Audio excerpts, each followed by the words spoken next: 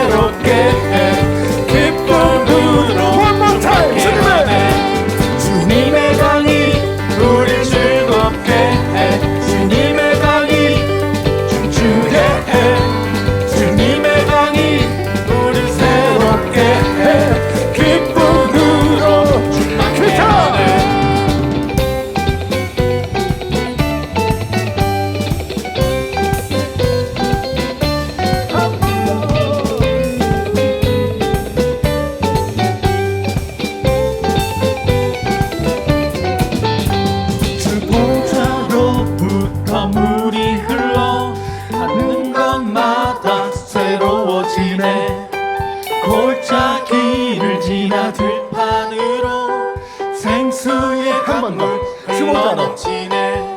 주보자로부터 물이 흘러 닿는 곳마다 새로워지네. 골짜기를 지나 들판으로 생수의 강물 흘러넘치네.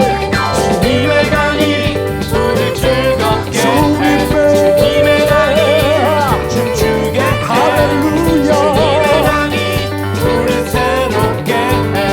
기쁨으로 한 번 더 주님의 주님의 강이 우릴 즐겁게 해. 주님의 강이 춤추게 해.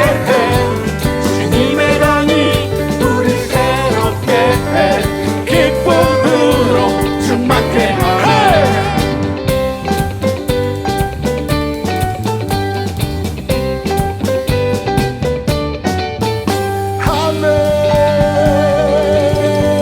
할렐루야. 주님의 강이 기쁨의 생수가 우리 가운데 충만케 될 것입니다. 아멘.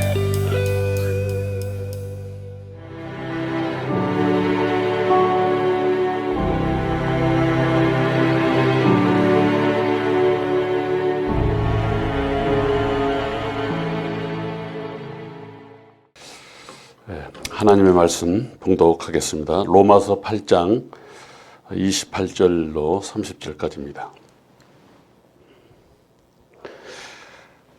우리가 알거니와 하나님을 사랑하는 자 곧 그의 뜻대로 부르심을 입은 자들에게는 모든 것이 합력하여 선을 이루느니라. 하나님이 미리 아신 자들을 또한 그 아들의 형상을 본받게 하기 위하여 미리 정하셨으니 이는 그로 많은 형제 중에서 맏아들이 되게 하려 하심이니라. 또 미리 정하신 그들을 또한 부르시고 부르신 그들을 또한 의롭다 하시고 의롭다 하신 그들을 또한 영화롭게 하셨느니라. 아멘.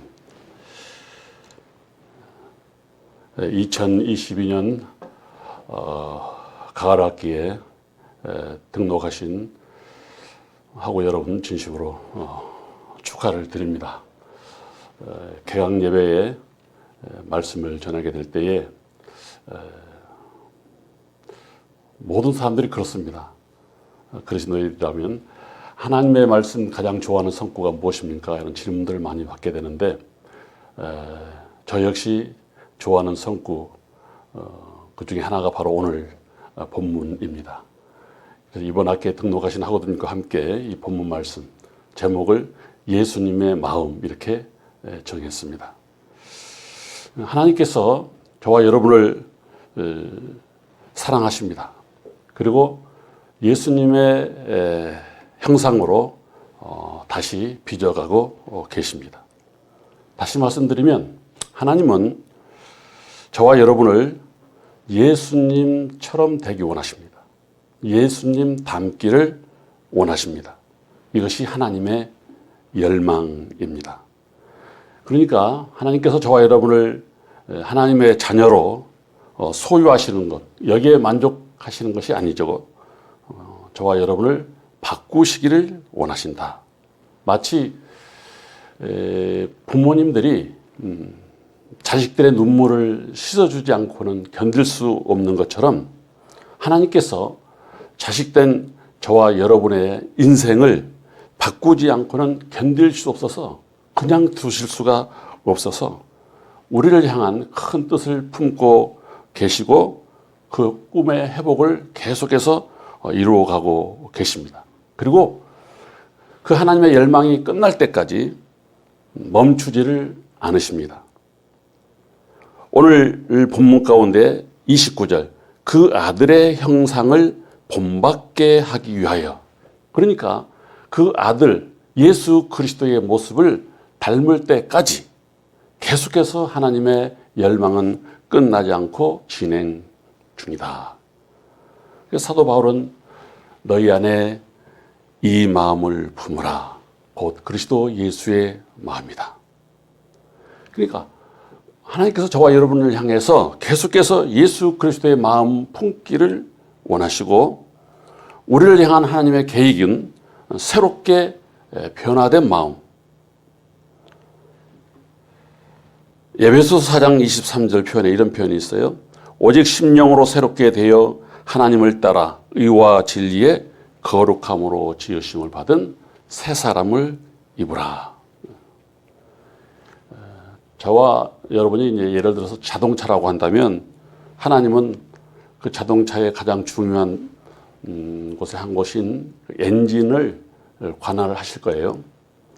또 우리가 컴퓨터라고 한다면 하나님은 소프트웨어, 하드웨어 이런 부분을 결코 놓치지 않고 주관하실 거예요. 저와 여러분이 만일에 비행기라고 한다면 하나님은 그 비행기의 조종석을 절대로 양보하지 않으실 거예요. 그런데 저와 여러분은 컴퓨터, 비행기, 자동차가 아니고 사람이기 때문에 마음을 주관하기를 원하십니다. 우리의 마음을 변화시켜 가기를 원하십니다. 그것이 하나님의 끝없는 열망입니다. 저는 성경 66권 전체를 한마디로 한 문장으로 좀 목사님 요약해 주십시오. 이렇게 누가 부탁을 한다면 그럼 한마디로 요약한다는 것이 쉬운 일은 아니지만 하나님의 열망을 한 문장 제가 한번 만들어 보았습니다. 맥스 루카에도 목사님도 그렇게 만들어 보셨던데 거기에 전적으로 동의를 합니다. 맥스 루카에도 목사님께서 만든 문장을 제가 인용을 해봅니다. 하나님은 당신을 있는 그대로 사랑하신다. 그러나 그대로 두시지는 않는다. 예수님처럼 되기 원하신다. 하나님은 저와 여러분을 있는 그대로 사랑하십니다. 그런데 그대로 두시지는 않고 끊임없이 예수님처럼 되기를 원하신다. 우리의 모습 있는 그대로 하나님 사랑하십니다. 그런데 우리가 이제 오해를 하는 가운데 하나가 내 믿음이 커지면 하나님의 사랑도 커지는 것으로 생각합니다. 그게 오산이죠. 내 묵상이 깊어지면 하나님의 사랑도 더 깊어지는 것처럼 오해를 합니다. 반대로 내가 하나님 말씀에 불순종하면 하나님의 사랑이 없어지는 줄로, 시끄러지는 줄로 또한 착각을 합니다. 내가 주님을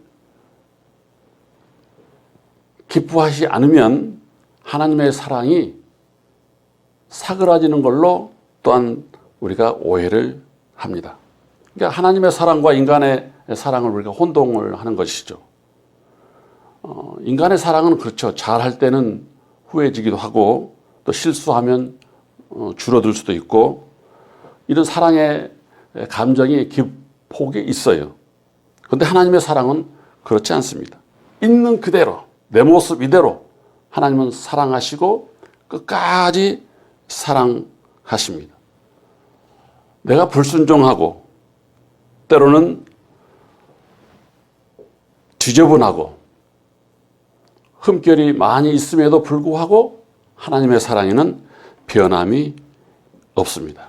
그리고 하나님의 사랑은 끝없는 사랑입니다. 내가 하나님을 무시해도 하나님의 사랑은 변함이 없습니다. 내가 악하고 때로 내가 선하고 이것에 하나님은 치우치지 않습니다. 끝없는 사랑. 이것이 하나님의 사랑입니다. 있는 그대로 사랑하십니다. 그런데 중요한 것은 그대로 두시지를 않습니다. 제가 경험한 것 중에 93년도 지금부터 한 30년 전이네요. 오늘 로마서 8장 28절 30절 말씀을 제가 나름대로 깨달은 체험적인 일인데 대천 해수욕장에서 목사님들 수련회가 있었습니다. 그때 제 큰 아이가 3살, 4살 아이였는데 그 대천 해수욕장은 여러분 잘 알다시피 이제 서해안 갯벌이 잘 발달된 해변 아닙니까? 뻘이 그 뻘 안에서 신나게 뒹굴고 이제 놀고 있는 제 자녀를 제가 바깥에서 이렇게 지켜보고 있습니다. 제 뒤로 솜사탕 파는 그 리어카에 솜사탕을 파는 아저씨가 지나갑니다. 제가 솜사탕을 우리 아들에게 좀 사주고 싶었어요. 그래서 갯벌에 놀고 있는 제 아들한테 가서 손을 잡고 이제 나옵니다. 머리끝에서부터 발끝까지 온통 뻘로 뒤범벅이 되어 있습니다. 그러나 저는 아들이 사랑스럽습니다. 냇가로 데리고 갑니다. 씻겨줍니다. 깨끗이 씻겨줍니다. 왜 그럴까요? 솜사탕을 먹여주고 싶어서.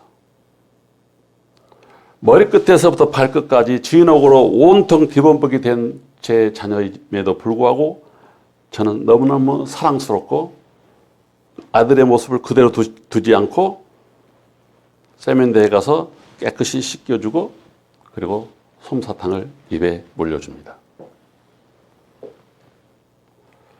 하나님께서 저와 여러분의 사랑에 변함이 없습니다. 우리가 온통 모든 뒤집어 쓰고 있음에도 불구하고 죄악된 요소들로 가득 뒤집어 쓰고 있음에도 불구하고 그럼에도 불구하고 하나님은 우리를 지극히 사랑하십니다.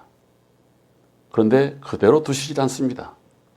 변화되기를 원하십니다. 왜 그렇습니까? 더 좋은 것을 주시기 위한 하나님의 사랑입니다. 마치 우리가 예수님처럼 되기를 원하십니다. 우리가 몸에 고장이 생기면 의사의 도움을 청합니다. 또 팔다리 때로는 골절상을 입으면 정형외과에 가서 수술을 받기도 하고 의사의 처방을 받고 약을 복용하기도 합니다. 때로는 수술을 받기도 합니다. 또 피부의 아름다움을 가꾸기 위해서 좋은 화장품 제품을 쓰기도 합니다. 심지어는 몸에 고장이 생기지 않았음에도 불구하고 성형수술을 하죠. 쌍꺼풀도 만들고 콧등도 높이고 또 보톡스도 맞아가면서 외모를 가꿉니다. 그렇다면 우리의 마음에도 그 이상의 투자를 해야 되지 않겠습니까?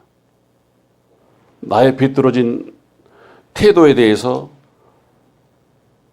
도움을 구해야 되지 않겠습니까? 하나님 앞에 의사 중에 의사이신 주님 앞에 이 도움을 구해야 되지 않겠습니까? 예수님은 우리의 마음을 치료해 주시고 우리의 마음을 바꿔 줄 수 있습니다. 그리고 하나님께서 저와 여러분을 향해서 예수 그리스도의 마음 품기를 원하십니다. 이보다 더 좋은 선물이 과연 어디 있겠는가? 그리스도의 마음, 순결했습니다. 흠없고 점없는 어린 양이라는 표현을 합니다. 예수님의 마음 평안했습니다. 폭풍 속에서도 주무실 정도로 속이 편했습니다. 예수님의 마음 목표가 분명했습니다. 예수님의 마음 언제나 즐거웠습니다. 예수님의 마음 언제나 신령했습니다. 내가 아버지 안에 있고 아버지께서 내 안에 계신다. 쉬지 않고 기도하셨고 늘 보이지 않는 손에 이끌려서 말씀하시고 또 행하셨습니다. 나는 아무것도 스스로 할 수 없다. 듣는 대로 판단한다. 끊임없이 대화하시고 성령과 대화를 나누시고 성령께서 말씀하시는 대로 귀에 들리는 대로 그렇게 결정을 했습니다. 이것이 예수님의 마음이었습니다. 순결했습니다. 그런데 우리는 탐심이 가득 찹니다. 평안했습니다. 그런데 우리의 마음은 늘 복잡합니다. 목적이 분명했습니다. 그런데 우리의 마음은 늘 산만합니다. 예수님의 마음 즐거웠습니다. 그런데 우리는 군말이 많습니다. 예수님의 마음 늘 신령했습니다. 그런데 우리는 늘 이 땅에 매여 있습니다. 예수님의 마음을 품기를 어떻게 꿈에라도 꿀 수 있다는 말인가? 바울은 갈라디아서 2장 20절에 그리고 고린도전서 2장 16절에 이런 표현을 합니다. 내 안에 그리스도께서 사신 것이다. 그리스도의 마음이 내 안에 들어와 있다. 오늘 본문도 그렇습니다. 저와 같은 형상으로 변화하여 영광에 이른다. 고린도후서 3장 18절의 말씀과 동일합니다. 예수님의 마음이 내게 있는데 왜 내 생각은 아직도 인간적이고 세상적일까? 예수님의 마음이 내게 있다면 왜 아직도 내 생각은 고민으로 가득 차 있을까? 예수님의 마음이 내 안에 거하신다는데 왜 나는 아직도 염려하고 있을까?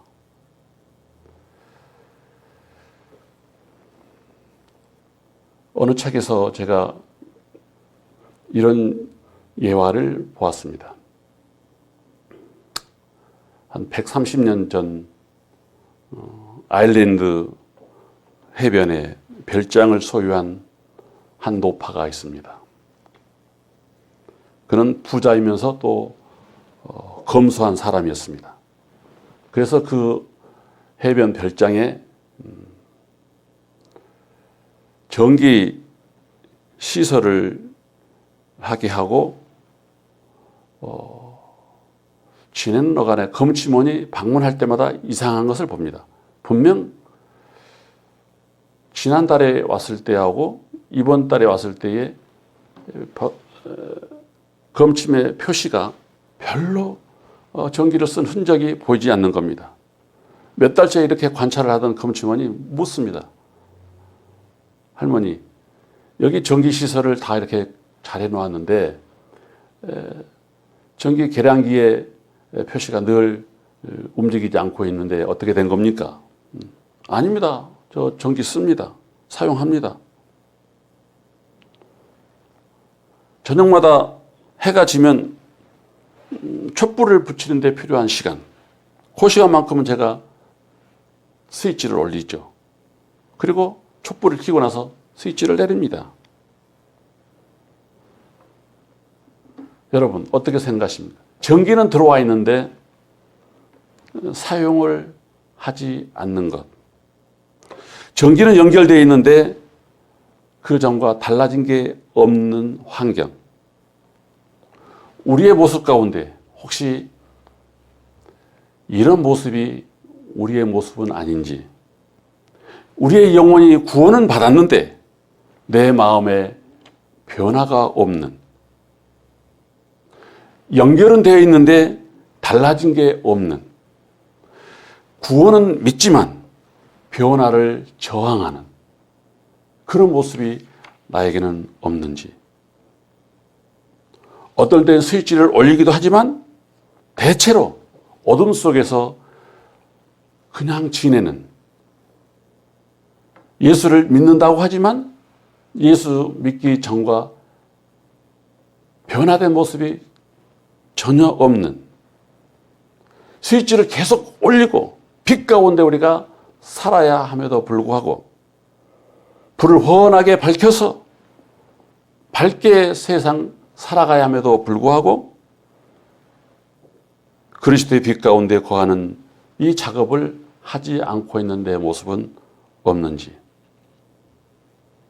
하나님은 지금도 우리 가운데서 일을 하기를 원하시고 저와 여러분을 변화시켜 가기를 원하시고 궁극적으로는 그 아들의 형상을 본받을 때까지 하나님의 작업은 계속해서 진행될 것입니다.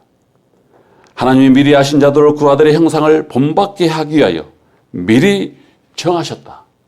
70억의 인구 가운데서 구원받은 자로 선택받은 저와 여러분 하고 여러분, 이번 2022년 가을의 학기에는 예수님을 최고로 많이 닮아가는, 예수 그리스도의 마음을 최고로 품고 살아가는, 승리하는, 밝은 빛 가운데 계속해서 거하는 하나님의 사람, 하나님의 일꾼, 그 하나님의 역사가 승리의 모습으로 지속되기를 주의 이름으로 축복합니다.